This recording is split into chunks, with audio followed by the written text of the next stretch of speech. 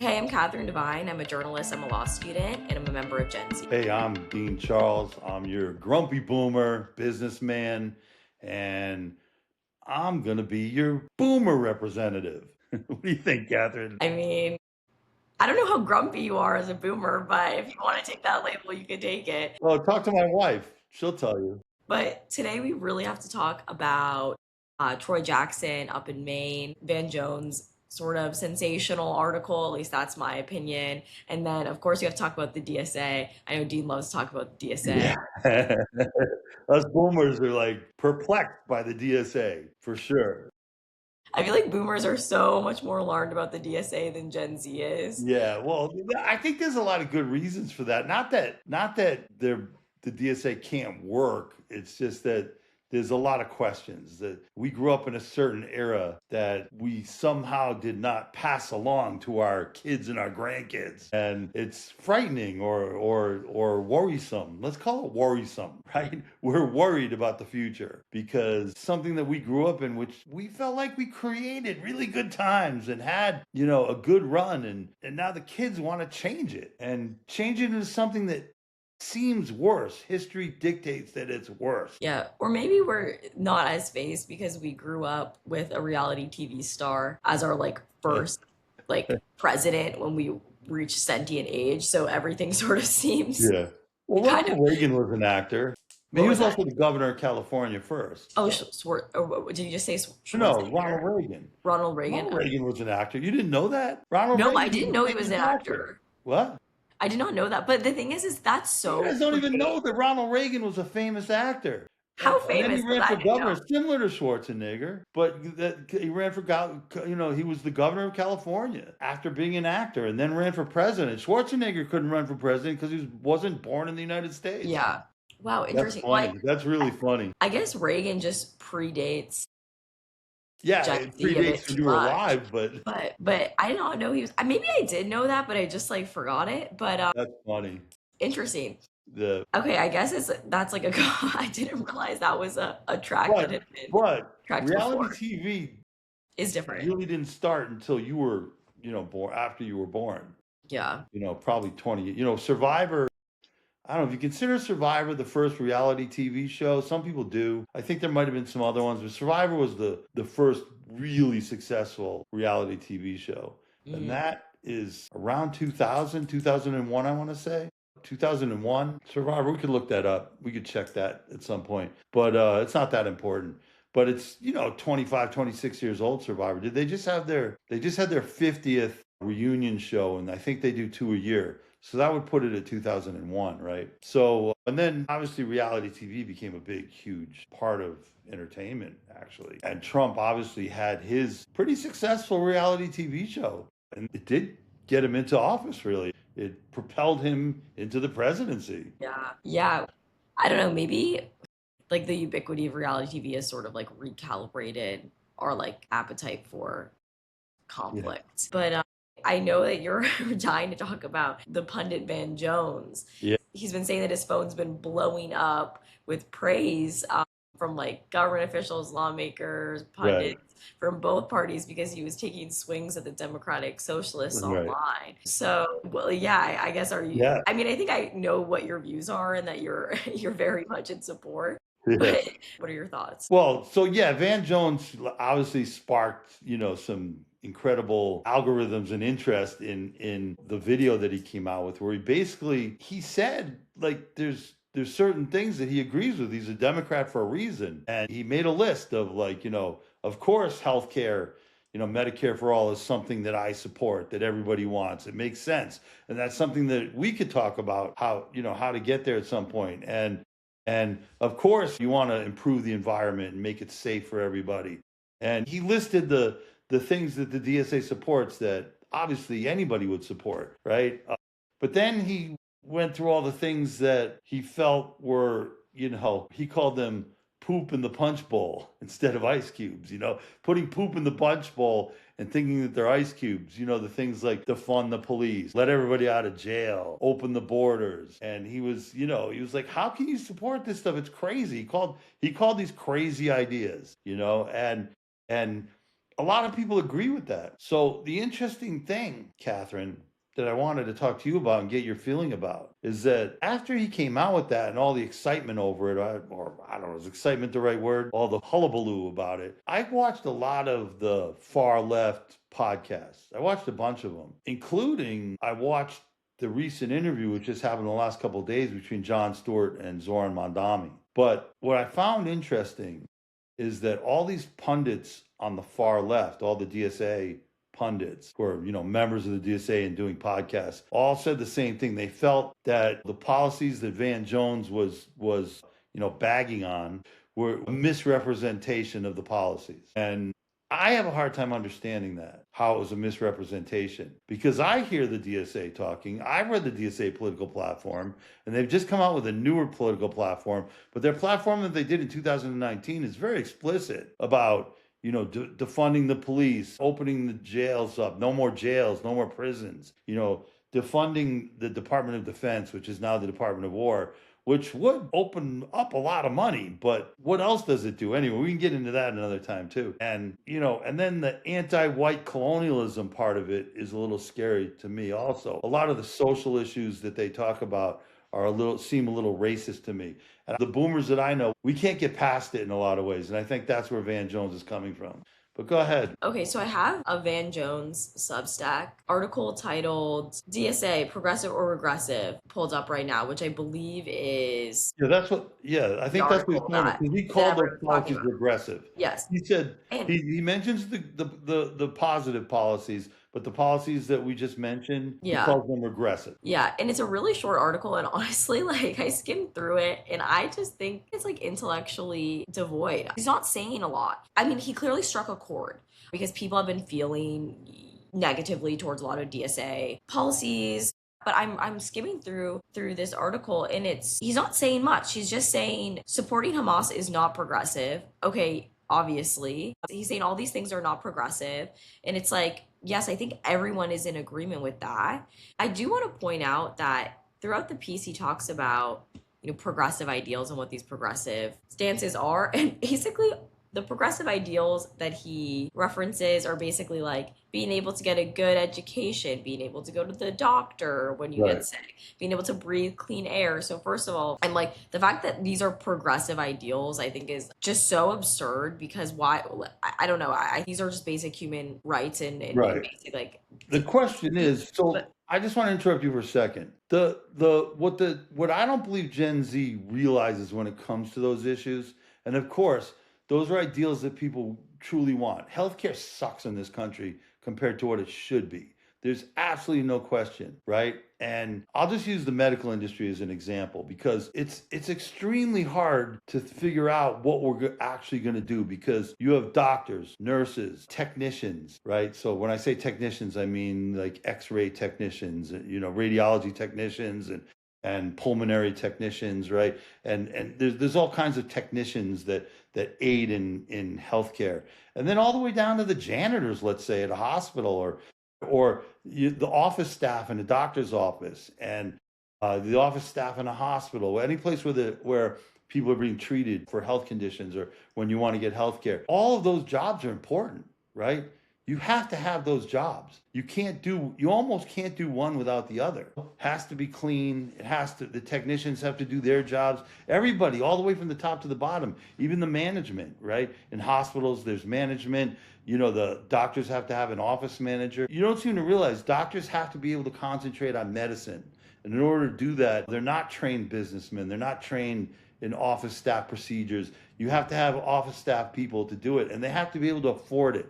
So these people need to get paid. My point is, those people need to get paid as well. They need to be paid a livable salary, and they don't. I know a lot of people in those jobs, and they're good jobs, but they just don't care. I have a lot of friends who are doctors, and they're like, I can't afford my staff. Doctors feel like they went to medical school, they put in an extra, sometimes 12 years on top of, they start at 18, and they're not prepared to even make any money till they're 32. And it's a lot of work and a lot of heavy lifting, in that time, in order to actually get to that point where they can. So they feel like they deserve to make money. So if you're going to take that away from them, they're going to be bummed.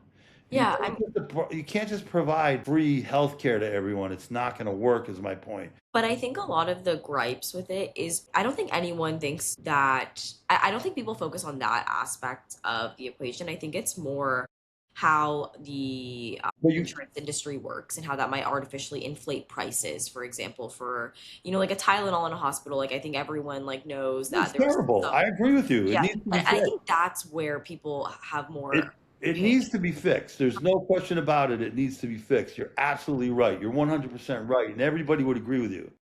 And I also think, I mean, and it's like, look, I have a middling view on this because I think we should have universal healthcare. I don't even think that that's as much of a hot take anymore, though it is one of the DSA's most popular takes. But I think most popular takes for a reason. And but the thing is I do think like the pivot would be uniquely hard for our country because we are coming from a pretty established and complex like web of systems that make up our healthcare.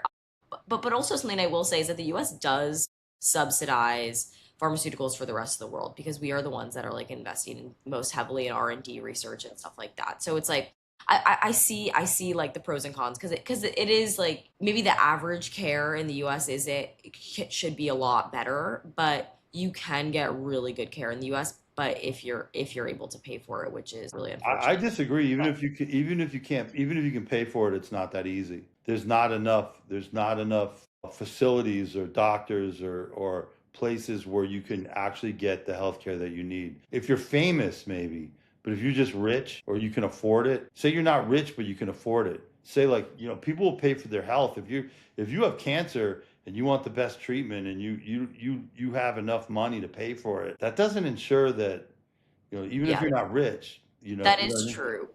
But I It guess doesn't the point ensure is that you're going to more get it. that is true. I guess the point is more like the most cutting edge treatments you are in theory accessible to someone in the Right. US. You're better off if you do have the money, you're probably better off going to another country, you know. Yeah, but anyway, what I wanted to say is I think like my real problem with a lot of the critiques about the DSA is I do think that I think it's a little bit catastrophizing. And I think that while there is some merit where it's like, look, I do not read the DSA's platform and I do not think I agree with this all the way down. Right. Because the DSA's platform is mixed with like some more modern some things that are like universal healthcare, sure. That's like a much more mainstream view now. But then it's mixed with some more much more extreme views too. And I view myself as a pretty middling person. But what I was thinking is like this is a little bit catastrophizing. It's a little bit oversimplifying the actual diversity of opinions that exist in candidates that are endorsed by the DSA. And then I also think that the Democrats are really struggling to figure out how to play the game, how to play the political game and how to win seats. And I don't know what the answer to that is. I don't know if like the ends justifies the means here because do we want to hold on to whatever semblance of norms and still exist? I don't know. Ideally, but do they still exist? But I just think that there's a lot more unity in the Republican Party. And part of me thinks if the Democrats are just going to tear each other apart from the inside like this, are we just going to splinter and fracture? And then is it just going to become MAGAverse? Yeah. And Well, that's and I don't I don't or think guys that like me, well dissent or your opinion. Like I don't want censorship, but it just feels like I don't know. matter It can you just win the general feels loose. election. So if say the Michigan primary is this week, so we're doing this before the Michigan primary. But if El Said wins, can he win the general? I mean, that's basically what this comes down to. Can he win the general? If El Said wins the primary, the Democratic primary, can he win the general election? He's a pretty he says what he has to say in certain instances, but he also says has also said the DSA talking points. And a guy like me, boomers like me, are just gonna.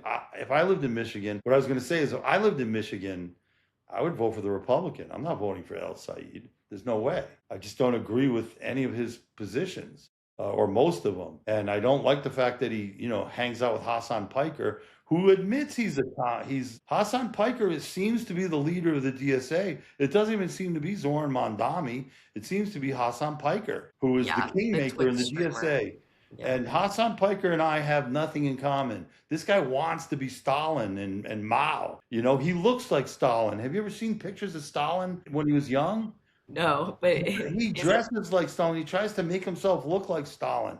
This is a guy. I mean, I don't understand it. I don't understand if it's just that's how he thinks he can, make money because he's a wealthy guy too. It's really kind of weird. He's a wealthy Yeah, guy living a wealthy lifestyle. He doesn't live poor, He lives yeah, rich, and he's the leader of the DSA. So it's hard to it's just hard. It's hard to support it. yeah. Well, look, I think Hassan Piker is an idiot. I'm not a supporter.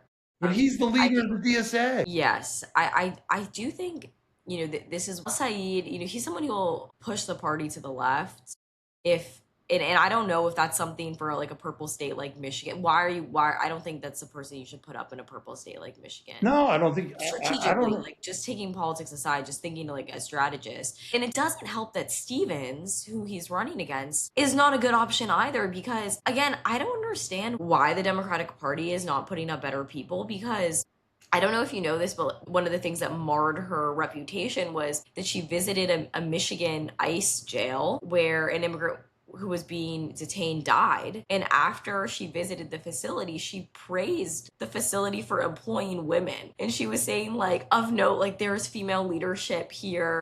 And that's like an amazing thing and all this stuff. And in what way did she think that was going to play to the public? That's so absurd to me. And Well, it's it doesn't play to the DSA.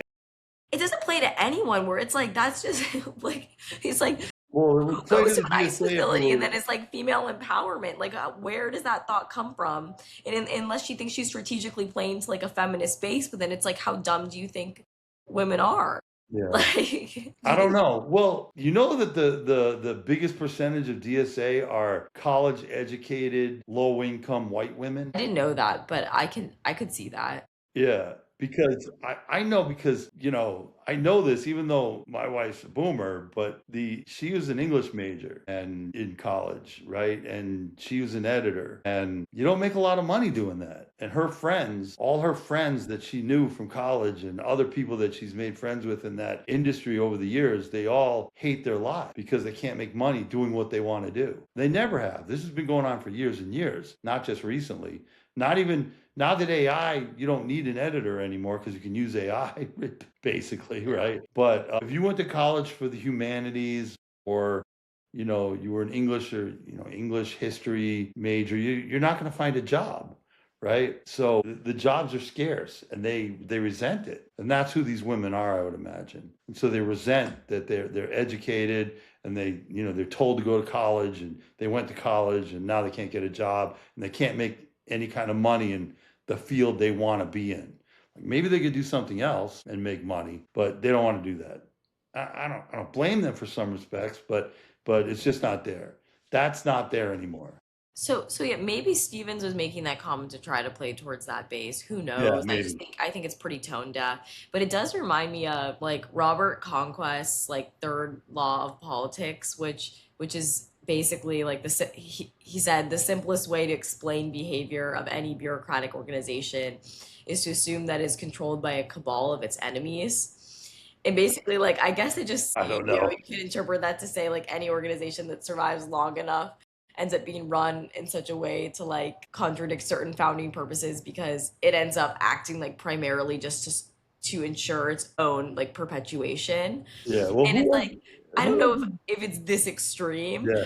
at all, but I am just like it does seem like these people are just saying things in order to get the votes and just to continue rather than to actually, Right. think for a second and just you're at an ICE facility where someone just died, maybe comment on that. Yeah. Maybe. So that reminds me of the quote. It was either who was it, Ben Franklin or Thomas Jefferson? I think it was one of those two. It said the Constitution is going to rely on people being honest. Basically, that's a paraphrase, but on honest people. And in my business life, people ride the line between honesty and dishonesty a lot. It's sort of human nature, like you're willing to cheat the system and rationalize it in a lot of situations. And politics is probably way worse than business even, because, and so, when you say that, it's amazing that we've lasted 250 years based on the quote you just gave, Yeah. right? I mean, Because yeah, that's but the lack of honesty, right? That's, I think things have taken a turn recently. But yeah. Well, We'll see. I don't know if, listen, human nature, I can tell you, human nature dictates that people will ride the line. People will be dishonest and rationalize it. Rationalizing is a big, a big human trait that, people are willing to bring into the fold to explain things that they've done that they normally wouldn't do or under different circumstances or something. I don't know. Am I making sense? Yeah, no, People, that makes complete sense. I've seen it over and over and over again. And listen, I'm not going to say I'm not guilty of it myself because I have been. And there's definitely things that I've done that I regret. Or I say, why did I do that? Why did I think I that I had to do that? Why did I think I had to do that? What made me think that that was the right thing to do? You look back and you're like, well, and some people just don't care. They just, some people are just totally unscrupulous. You And know, I think in a way, like, I mean, we're sort of dancing around it, but I do think something that this touches on is just how much distrust there is right now right, in there's in, distrust everywhere. in Everybody everything, distrusts everyone else. And and I think it's something I know we wanted to talk about Maine Senate race a little bit, but I do think it's something that's you can see pretty viscerally in the Democratic Party selection of candidates. Graham Platner seemed almost too good to be true because he was someone who also was like a little gritty, a little rough around the edges, someone who people felt like they could trust because they felt like they knew him. They felt like he could be like a neighbor. And then obviously that turned out to be way too good to be true. right. Quite a And few people, skeletons he come. had warning signs, and people just Yeah, that I think decided to look the other way. right. People decided to look the other way. I think probably out of hope or who knows. But anyway, now we have Troy Jackson, who calls himself a pickup truck progressive, Yeah, who I haven't even heard the guy speak, to be honest with you. So he I is, don't know what he's all about. I mean, he's supposedly, backed by Graham Platner. yeah, not to be rude, but I feel like he's Graham Platner, but less charismatic and hopefully less Doesn't carry the same kind of controversial. baggage. Yeah, Yeah, hopefully like he doesn't have any accidental Nazi tattoos. right. Which like I don't know how that happens, but I Troy Jackson was asked, "What are your thoughts on Graham Platner's controversies?" And I think he talked a lot about this notion that he believes people can change and should change, and then he sort of tied that into because to his own views, which have changed a lot over time because he wasn't always so progressive. He was someone who used to not believe in gay marriage, used to be pro-life, Right, and right. I though did hear that. I heard that. yeah, Yeah. and those views and his views have evolved over time, and I am wondering how that plays in the eyes of the Maine public because on one hand it's like you don't want a politician that's a little wishy-washy, that maybe unpredictable, but then on the other hand I do think it might gain an element of trust to hear someone sort of reflect on their views and change Yeah. because like I think everyone has experienced that before and maybe it's a little bit humanizing or All I can tell you is in the last time Susan Collins ran for Senate in 2020, when Biden won the presidency, her opponent, Sarah Gideon, led in the polls the whole time. The whole time. She had at one time had a 8, 9, 10 point. I sort of remember her having a 10 point lead at one time. And when election day rolled around, what was really a blue wave election where Biden won the presidency, Susan Collins won by 9 points. Susan Collins won beat Sarah Gideon by 9 points, which is huge. That's a huge margin. So I don't know I don't know if Maine's changed that much since then. Maybe, but we'll see. wait, why do you think Susan Collins won by such a large margin? I think that Maine is more conservative than people think. Yeah. Well, You I know, think yeah. I think I mean, you Maine's have the outskirts, in some of the big cities, the Democrats are louder and try to be more out there. But when push came to shove, the state's more conservative than people think. So I don't know if it's changed that much. Maybe it has. I mean, COVID may have changed things. I don't know. yeah.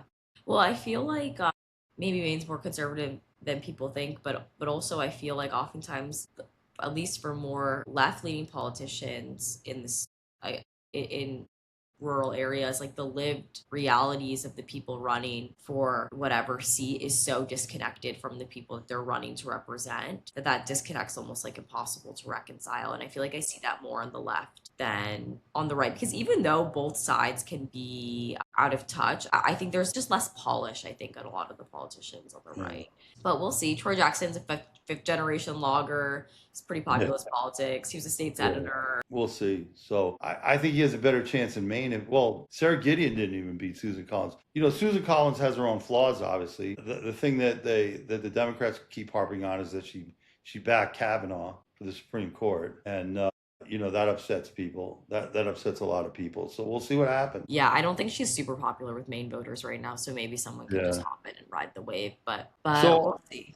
you think you got your point across about how you feel the Gen Z feels about the DSA? And you know, I mean, I know that Zoran Mamdani. I watched the Jon Stewart Zoran Mamdani interview, and Jon Stewart gave him a very softball interview, and he basically lobbed it up there, and basically like talked about happy things. They spent a lot of time on the Knicks and the World Cup, and then got into a little politics and some of the things that Mondami, all the things that people could relate to that Mondami's doing. Like he's got his own form of Doge, right? I thought that was funny. It's like, oh yeah, we're taking a lot of stuff in that we spend money on, and we're like saying, no, that's useless. It's waste. And I'm like, that's just Doge, Yeah, but also Doge is also just like a million programs before it. Like Yeah, Doge is also not the origin I know it's not the origin of either. trimming fat. Right.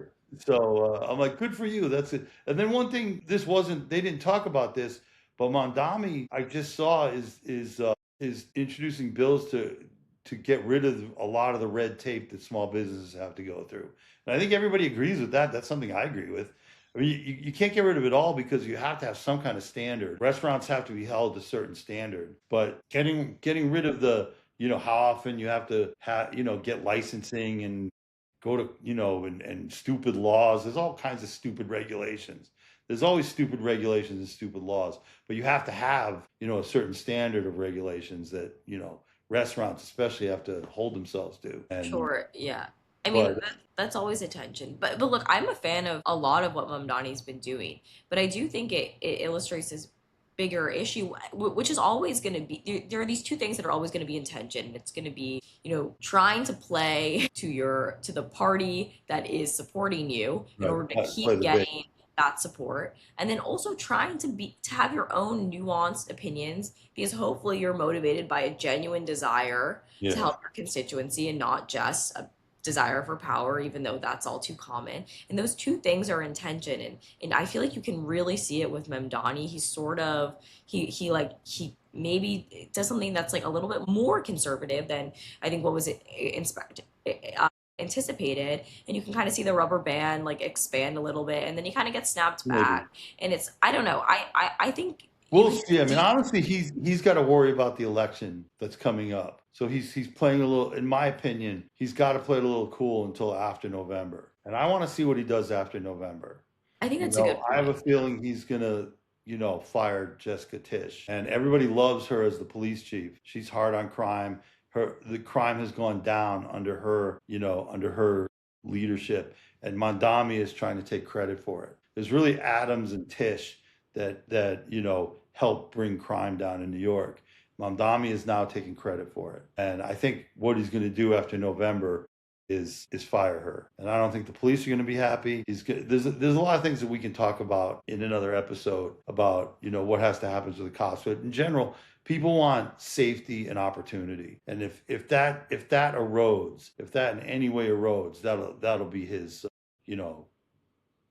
his what's the word I'm looking for? That'll bring him down. That Yeah. and that's what would bring Mamdani down for sure. And that's what Van Jones is worried about. The policies that are not talked about as much, or some people do. So people keep bringing up the one woman running for Congress that touts to fund the police and let everybody out of jail and open the borders. I mean that is the opposite of safety in The most thing, yeah. in my mind, in the boomer mind, especially. I mean, the thing is, like, I don't even think that's just the boomer mind. I don't think that the majority of people think that way. And that's one of my issues with the Van Jones article. I think he's sensationalizing and I think he's catastrophizing. I don't think the majority of people think just getting rid of police is the safer option. I think a lot of times people recognize that there are flaws in the system, that there are things that can be done better. I think people are very aware that there might not be a great alternative right now, and sometimes the best answer is the flawed answer. So I don't even know how those policies really play with people. Yeah, so but the DSA does support them. That's what they're all about. And when you see some of the there's always podcasts on of like a capitalist talking to a bunch of socialists. Have you ever seen those? I've seen it with a few different people. Like you'll have a capitalist or someone that's willing to represent the capitalist side, one guy, and a whole room full of socialists. And they come and argue the socialist position versus the capitalist position. Have you seen those? No, is this like The Cut or something? What? Is this like There's The a few Cut different on people that YouTube? have done Okay. it. And the socialists talk about these guys that are in those podcasts are talking about control, taking the means of production, like seizing the means of production. And I don't think they understand what that means. I don't think they understand business. When they say that, they just don't understand business. And yesterday, when I listened to it yesterday, the Zoran Mandami, John Stewart interview. Well, John Stewart was interviewing Zoran, obviously, but John Stewart made a little comment about, sometimes I see these DSA policies like defund the police and let everybody out of jail and open the borders. I'm like, I'm not really in favor of that. And Zoran Mandami didn't really have anything to say about it. He kind of brushed it off. He didn't say, no, no, no, I don't support that. He didn't say that. He didn't say anything, really. You could watch it. He kind of just glossed over it like it didn't happen. And that's a little scary to me too. He's not like, no, no, no, that's not what we mean. That's, obviously we want safety, I mean, Yeah. he might have touched on it a little bit. He did say murder rates are at the lowest they've been in years in New York, something like that. But that's not him. That's Jessica Tish and Mayor Adams who did that. He's an ex-cop, the previous mayor. That's what he focused on.